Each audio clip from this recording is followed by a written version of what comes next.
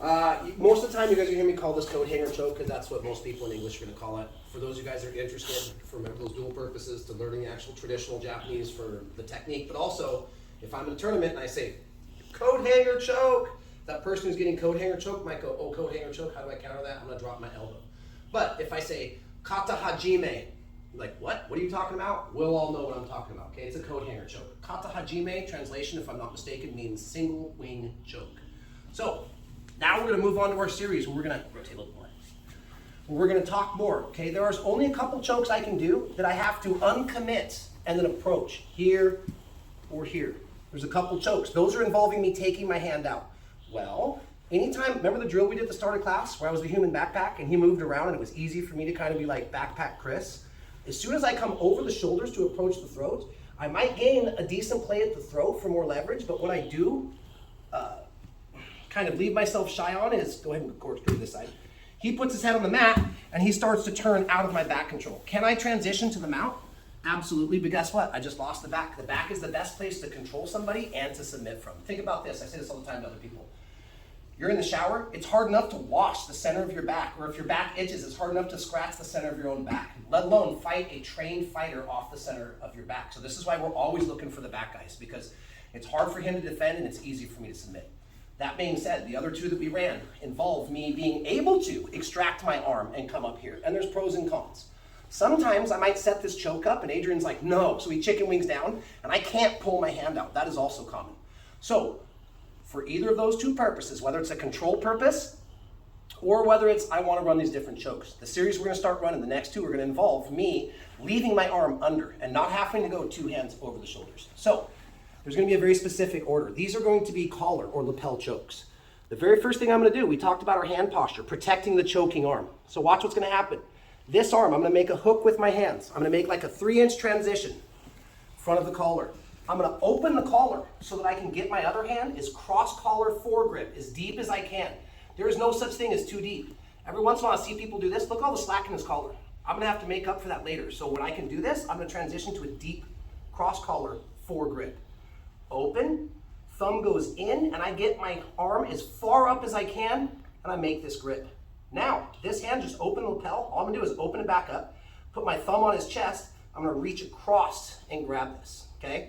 A minute ago, I say kata hajime. We're going to go necktie first, my bad. So necktie, just like putting on a necktie. My bottom hand is going to anchor down to take the slack out of the jacket. Top hand, my elbow is going to disappear behind the shoulder, and I'm going to choke. It's equally important, I mentioned it last time. Don't let any space develop between my pecs and their back. So I'm open, feed, grab. This is going to go down to anchor, to take the slack out. This elbow disappears behind my shoulder, and I start to choke. And if I stay nice and tight, I can even start to twist my body a little bit to hem, okay? We'll go over single wing choke next. Sorry, I went out of order. Open, feed, cross, necktie, down, choke. Last time. Nice and tight. And if this doesn't work, I can come back to my seatbelt and we'll talk about the other one in a minute. Okay? You guys want to see it one more time? Question? Yeah. Can you see it one more time? All right, one more time. Open, feed, cross, anchor, choke. Same thing. My lips should be right by his ear so I can whisper, time to go to sleep, Adrian. Don't let any space develop between your chest and his back, okay? Instead of 20, let's do 15 and 15. Guys getting choked, girls getting choked. When it gets a little bit tight, tap them as a reward, okay? Everybody likes to chew food and swallow. 1, 2, 3. So for some reason, I teach this lesson so often, sometimes I do the other one first. Kata hajime means single wing choke, and it's all we're going to call it is a coat hanger, and I'll show you here why. One of the main reasons is once I transition over, I grab. Sometimes I can't always hunt down their lapel to do my necktie, or they start to drop their elbow or fight my hand. So instead of coming, I'll do this off the legs first. Open, feet deep. Remember, the deeper the better. Boom. Sometimes I can't get over. Maybe his lapel is out and it was hanging out over here. And when I have back control, I can't find it. No problem. I'm going to take my hand, just like we did kind of for the rear naked choke. Sometimes people will roll their palm towards.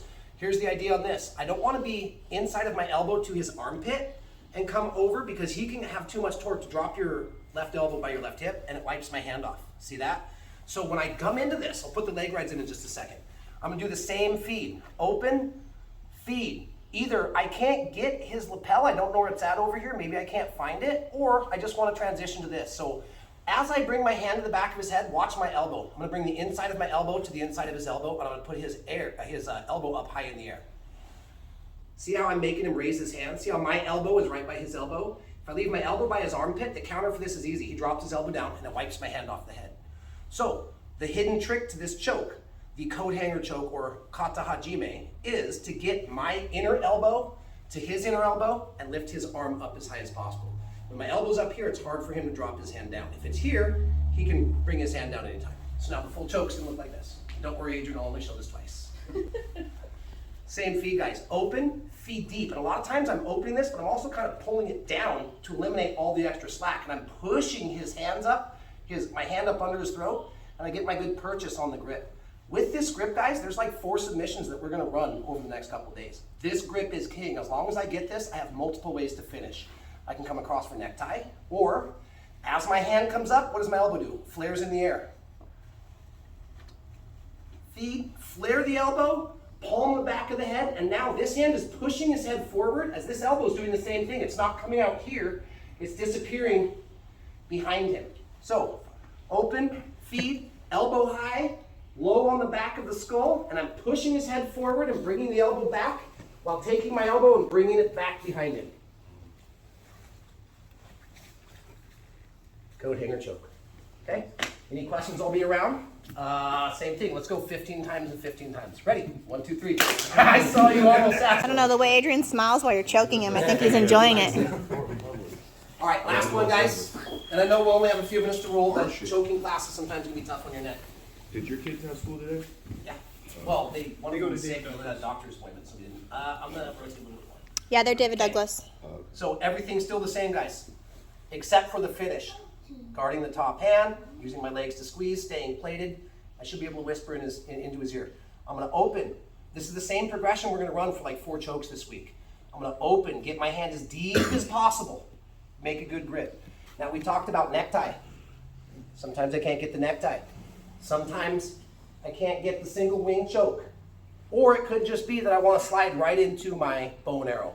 Open, feed deep. Now this hand does not need to uncommit like the first 2. I'm going to come down past and I want to grab the outside 7 on the outside of his knee. Now pay attention to what my feet are going to do. I'm going to rotate Adrian back this way, so I need to uncommit my feet first because I'm going to have to swing a leg over his shoulder. So I'm going to dump him to my right. My right foot goes like this to the top of his thigh, pushes it down. My left foot is going to cross. Why is it okay for my feet to cross over here?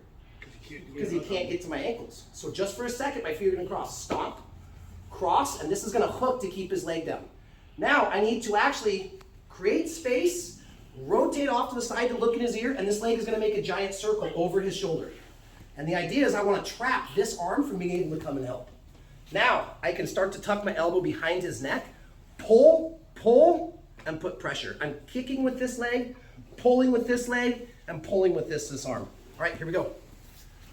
Get your grip. You rotate. Which side? Here. Okay. Wait. I'll let you rotate it on me. Thank you. Same opening. Open, feed. I gotta have this first. Now I can uncommit my feet, circle to the side, and get my leg over his shoulder. Stomp, cross, over, and I keep this elbow low, and I'm pushing, pulling, and pulling. Last time.